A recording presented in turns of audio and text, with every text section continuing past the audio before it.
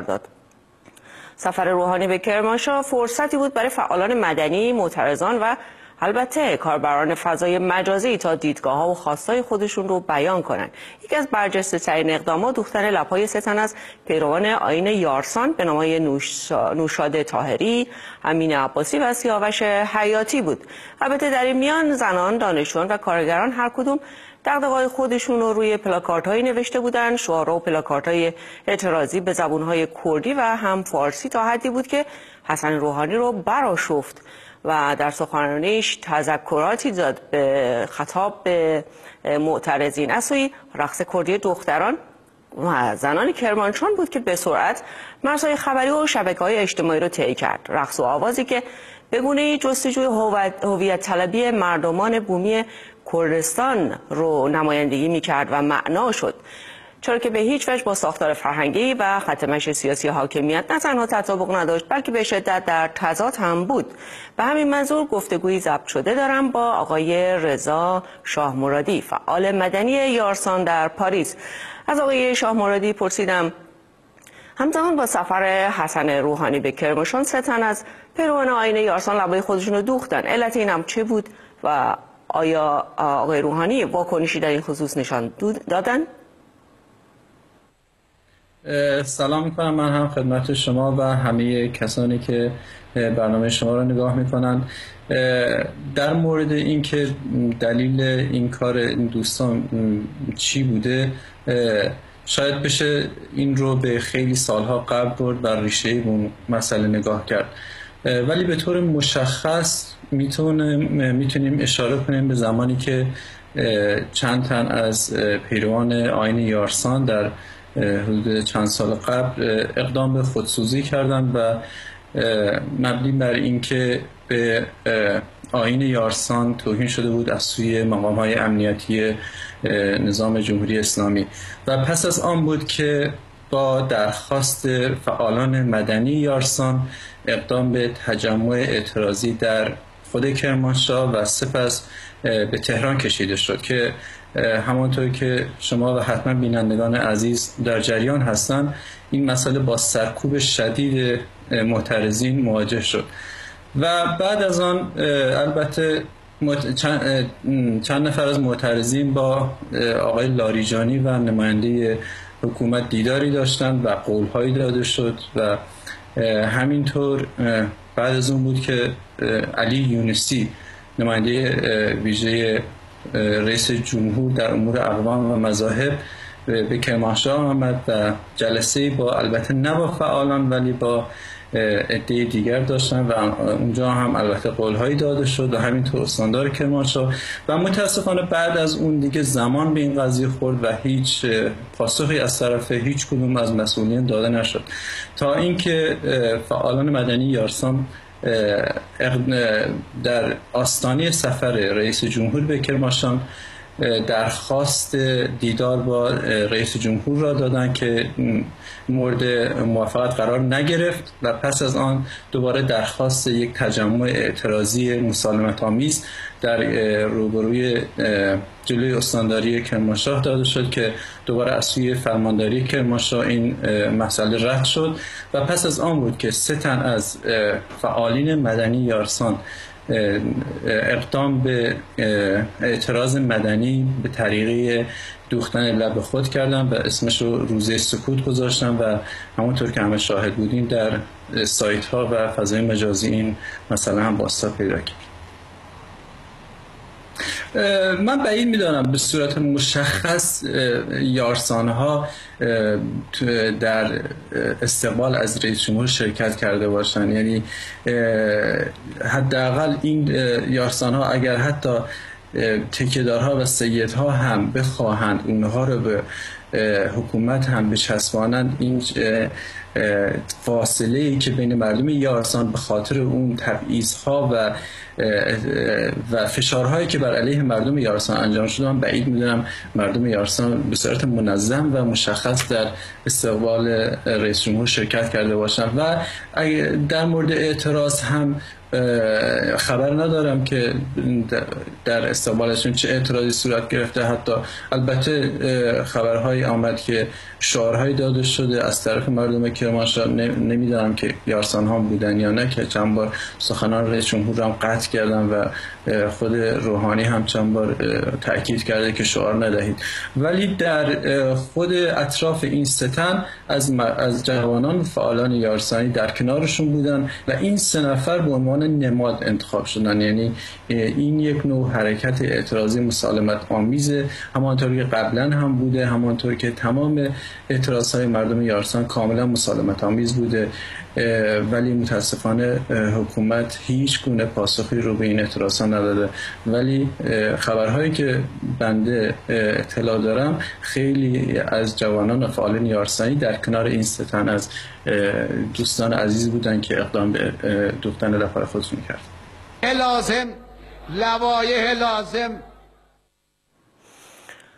از آقای شاهموردی پرسیدم با توجه به تداوم اعتراضات و درخواست‌های فعالین مدنی یارسان، تاکنون پاسخ مقامات و مسئولین به نمایندگان فعالان یارسان چی بوده و کسایی که تا به الان با مقامات جمهوری اسلامی دیدار داشتن به حال چه نتیجه‌ای گرفتن و حقوق مدنی اینها اساساً در قانون اساسی به چه شکله؟ اجازه بدید من این مسئله دیدار با مقامات رو یکم مسئله رو باز کنم. ببینید، متاسفانه در بین فعالین یارسان، اگه اسمش رو بذاریم، و طیف مقابل که اون کسایی هستن که تکیه دار و سیدها هستن، یک فاصله بسیار زیادی هست.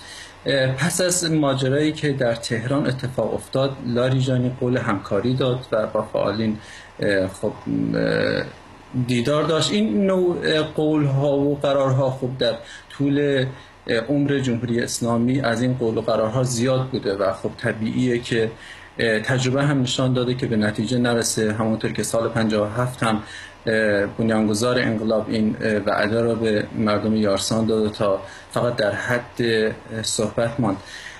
بعد از اون وقتی یونسی به کرمانشاه آمد، کسانی با ایشان دیدار کردند که در واقع گلچین شده بودند و متاسفانه حکومت به نوعی میخواد این رو به مردم یارسان القا کنه که طرف مقابل اونها نه فعالین مدنی یارسان، بلکه یک عده‌ای گلچین شده هست. و حتی در مسئله اخیر هم دیدیم که با اینکه فعالین مدنی یارسان به صورت گسترده این مطلب رو منتشر کردن که اقدام به اعتراض مدنی میکنن، ولی میبینیم از آن طرف از سوی تکیه‌دارها هیچ گونه واکنشی انجام نمیشه. و حتی بنده در خبرها دیدم که پسر ارشد یکی از سیدهای صاحب نام به اسم آقای سید نصرالدین حیدری که پسر ایشون آقای جلال حیدری هستن، با محمد شریعت مادری معاون یا فرستاده ویژه رئیس جمهور در کرمانشاه دیدار میکنه و هیچ چیزی ما از محتوای این جلسه نمیبینیم و نمیدانیم اگر این جلسه در روند فعالیت‌های یارسان هست، اگر قرار است مشکلی را از مشکلات یارسان حل کند، چرا به مردم اطلاع داده نمیشه و چرا قبل از آن اطلاع رسانی انجام نمیشه و چرا حتی با فعالین یارسان هماهنگ نمیشه که بتونن در این کار رو موازیکاری انجام ندن و بتونن در راستای همدیگه به هدف مشترکی برسند. و متاسفانه تا این لحظه که بنده در خدمت شما هستم، هیچ جواب مشخصی از سوی هیچ مسئولی به فعالین مدنی یارسان و مردم یارسان داده نشده و در هیچ یک از مصوبه ها و آیین‌نامه ها تأکیدی بر رعایت حقوق مدنی مردم یارسان به عنوان یک شهروند توجهی نشده و به عنوان حتی شهروند درجه 3 هم گاهی شناخته نمیشه. با تشکر از آقای شاه مرادی که وقتشون رو به ما دادن. به دنبال این گفتگو خانم آزیتا رضایی رو روی خط داریم تا آخرین اخبار مربوط به حرکت‌های اعتراضی پیروان یارسان رو از ایشون جویا بشیم که به چه نتیجه رسیده. با درود به شما خانم رضایی و به برنامه ما خوش اومدین. درود بر شما، زنده باشید.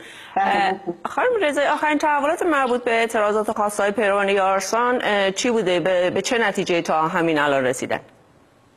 متاسفانه در پی گفتگوهایی که با آقای شاه مرادی داشتید و تایید گفتگوهای ایشون، باید بگم که دولت روحانی هیچ گونه عکس‌العملی به اعتراض یارسان نشون ندادن و در اجلاس و نشستی هم که با اعضا و نمایندگان انتخاب شده خود دولت از یارسانی ها داشتن نشستی داشتن و هیچ گونه اخباری از نتیجه این نشست در دست نیست.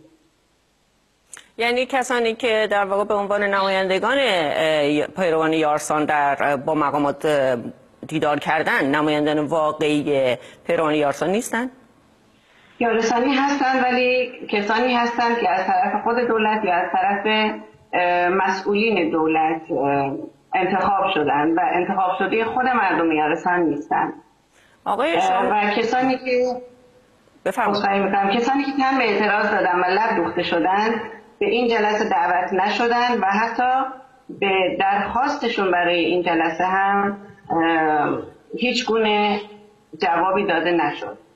آقای شاه مرادی تو حرفاشون اشاره کردن به واژه تکیه‌داران. اساساً تکیه‌داران چه تفاوتی با پیروان یارسان دارن و چرا در واقع تکیه‌داران بیشتر مورد توجه مقامات و کسانی هستند که در دیدارها شرکت میکنن؟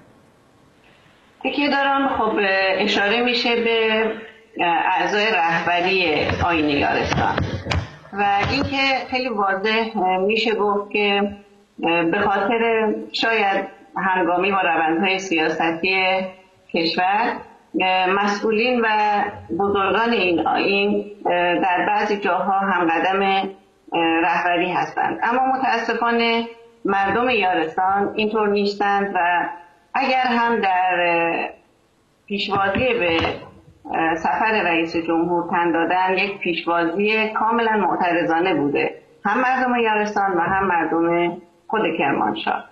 و متاسفانه مجددا تاکید میکنم به این صحبت و به این امر که کسانی که با نماینده ریاست جمهوری ملاقات داشتند قطعا نماینده کل مردم یارسان نبودند و از اعضای مشورتی مدنی هم نبودند. بسیار از شما خانم آزیتا رضایی متشکرم برای حضورتون در این برنامه. زنده باشید. و اما میرسیم به ترکیه. نماد تلاش برای کودتا در ترکیه بیشتر تانک بود، اما اینک